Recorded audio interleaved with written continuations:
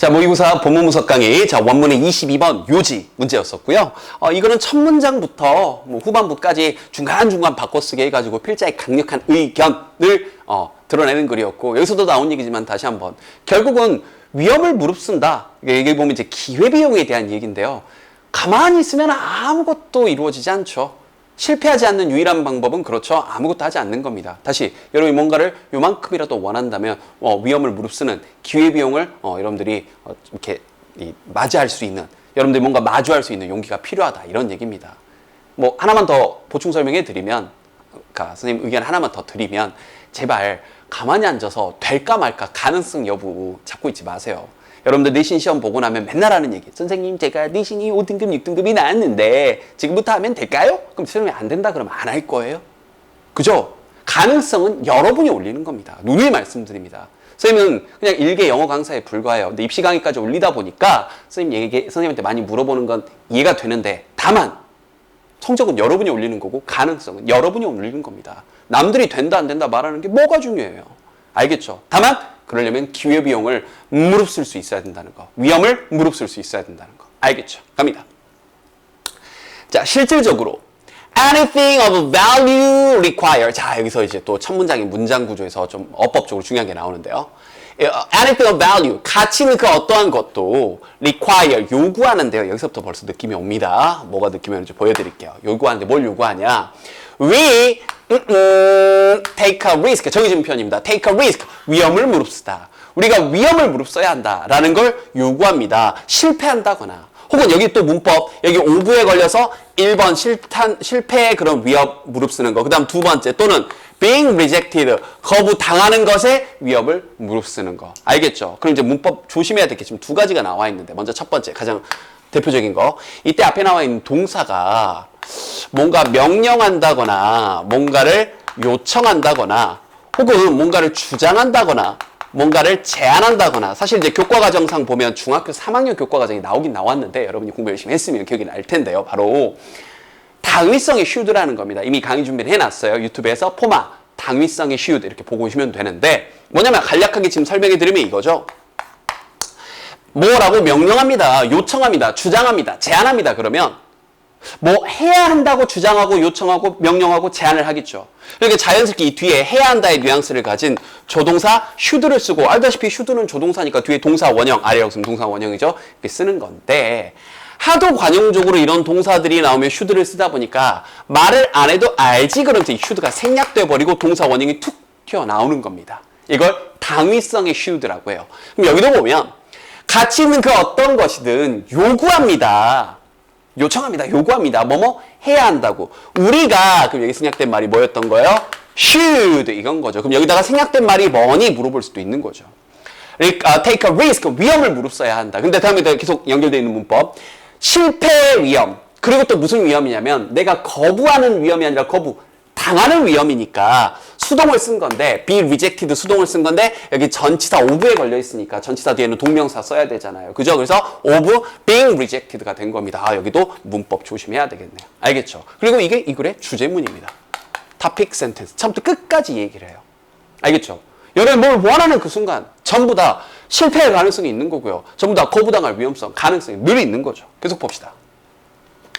This is the price. 자, 여기 해설지에도 해석이 아주 잘 돼 있는데요. 선생님, price란 단어 혹은 저 price 자리에 cost가 들어가도 마찬가지예요. 우리 제자님들 직역하면 가격이잖아요. 그죠? 근데 해설지 상에도 나와 있는 것처럼 희생이나 대가라고 의역하는 경우가 훨씬 더 많습니다. 그리고 그게 더 편한 경우가 많아요. 주의하세요, 이번 기회에. 알겠죠? 즉, 이게 바로 그 대가입니다. 어떤 대가냐? 이거예요. 관계대명사 대신 생략된 채로 we must pay, we all must pay. 우리 모두가 지불해야 할 대가입니다. For achieving the greater rewards. 자, 더 많은 그런 보상을 얻기 위한, 알겠죠? 내가 뭔가를 더 원하는 게 있으면 우리가 반드시 지불해야 되는 대가인 겁니다. Lying ahead of us, 우리 앞에 놓여있는. 자, 여기도 어휘 문제로 나올 수 있는 게, 이 lying은 알다시피 아는 거 맞나요?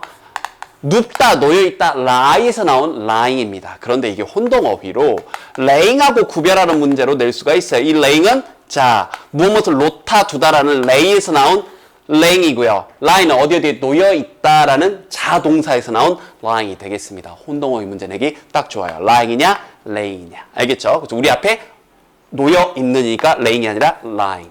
되죠? 자, 계속 갑니다. to take. 자, 이때 문장 구조가 여기 벗을 중심으로 병렬이 되고 있는데요. 일단 구조상 to가 맨 앞에 나와서 이렇게 동사가 나오게 되면 to가 맨 앞에 나와서 이렇게 동사가 나오게 되면 지금 여기 취해준 것처럼 단수 취급하면서 뭐뭐 하는 것은 이렇게 해주는 겁니다. 즉 위험을 무릅쓴다는 것은 means 의미합니다.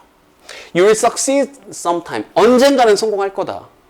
실패도 하겠지만 언젠가는 성공할 것이다. 이걸 의미합니다. 여기 이제 접속사 대시 생략이 됐고요.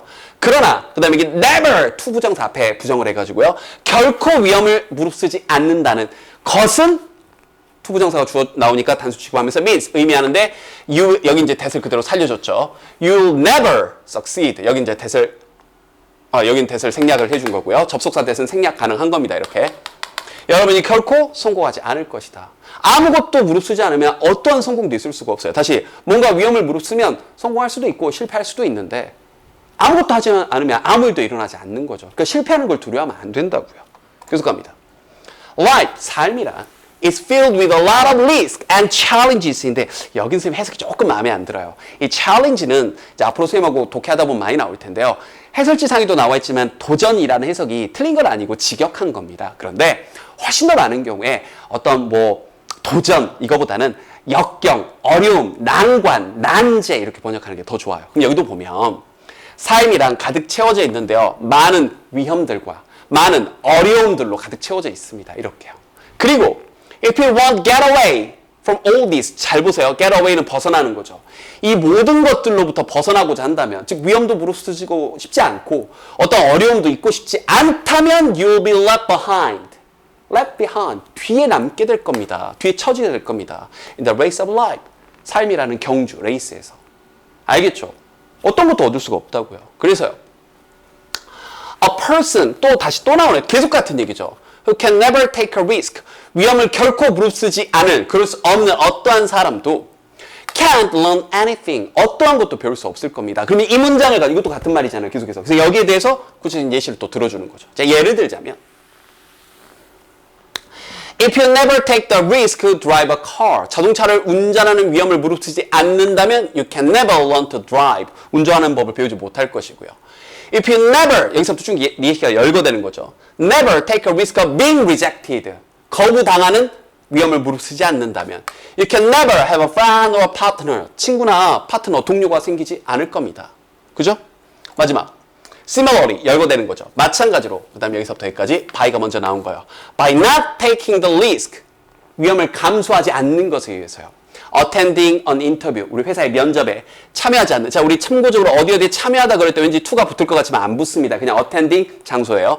인터뷰에 참여하지 않는 위험을 무릅쓰지 않는 것에 의해서 You'll never get a job. 결코 직장을 얻지 못할 겁니다. 예시가 읽어되니까 다시 한번 이 문장 어떤 것도 배울 수 없다에 대한 부연 설명들로서 예시가 쭉 이어지면서 마무리가 됐네요. 그럼 첫 문장부터 끝까지 어때요? 계속해서 같은 말. 위험을 무릅써라. 이런 얘기였던 겁니다. 중간에 문장 구조 살짝 복잡한 것들 좀 보였었죠? 꼼꼼하게 복습하시고 메시지는 아주 간결했었네요. 됐죠?